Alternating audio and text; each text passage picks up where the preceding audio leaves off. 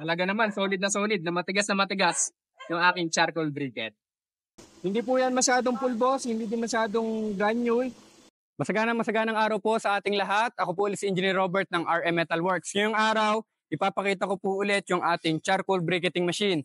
Ito naman po yung order sa atin ni Engineer Joe Ed Losanta. Yan, papadala pa po natin ito sa Capiz. Ayan, ang layo na naman nung mararating. Nung nakaraan, pumunta tayo sa Bukidnon o pinarating natin yung ating machine sa Bukidnon, sa Davao, sa Cebu, sa Antique at kung saan-saan pa. Ngayon naman sa Capiz. So all around the Philippines, kahit sa ibang bansa nakakarating yung ating mga makinarya.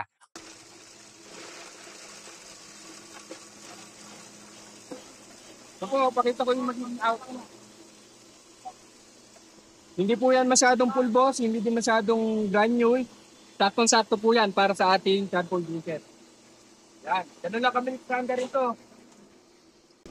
Malakas po itong gumiling dahil ang capacity po nito 100 kg kada oras. Yun po ang capacity niyan. Kaya niyang gumiling hanggang 100 kilo ng uling kada oras. Susunod po natin gagawin, lalagay po natin yan sa ating mixer.